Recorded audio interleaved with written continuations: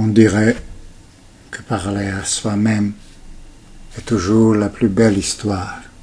Il n'y a pas de polémique. On ne s'engueule pas. Enfin, il y a à l'intérieur, comme disent les auteurs, les écrivains ou même les psychanalystes, il y a à l'intérieur une petite voix intérieure.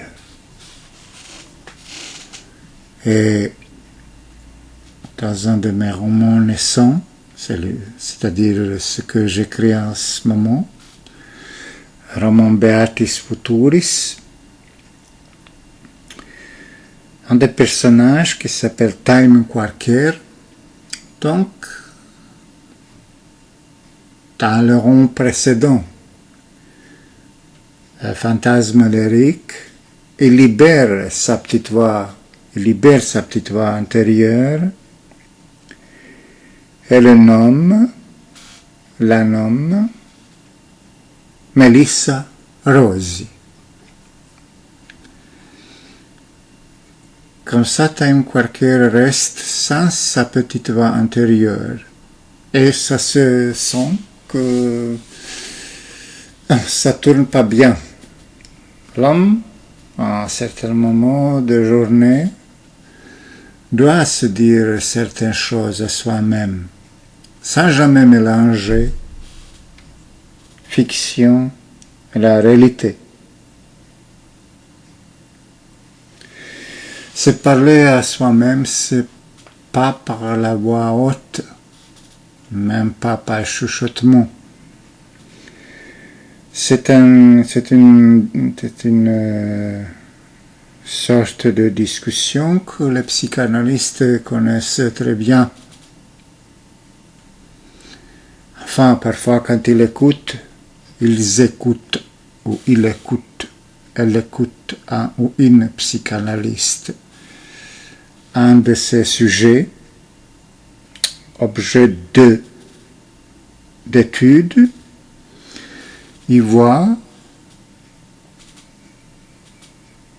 disons, que celui qui est écouté simule deux voix extérieure, c'est-à-dire ce qu'il est, et voix intérieure, celui qui s'oppose parfois de ce qu'il est.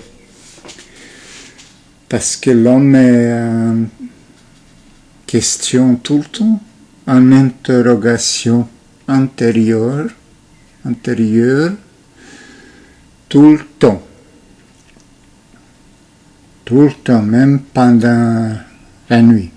Moi, je n'étais jamais chez un psychanalyste, donc je ne peux pas dire des choses ni bonnes, ni mauvaises.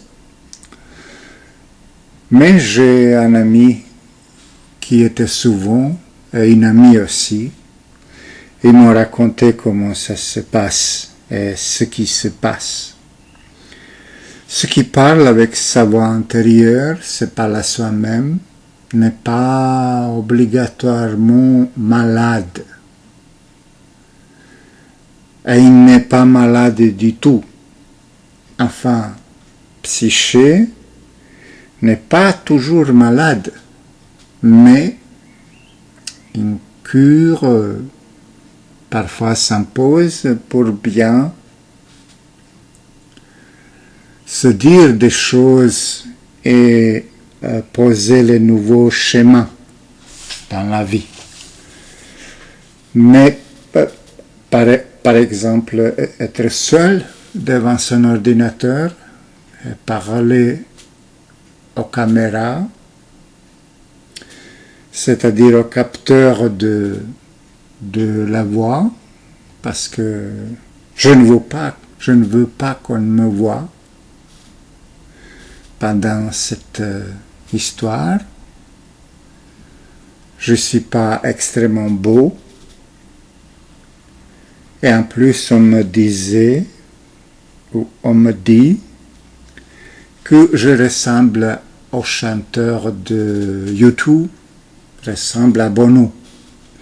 Vous imaginez Bono de France, parler de sa petite voix intérieure. Non. Quand Mélissa et Rosie se mettent ensemble, ça donne Mélissa Rose.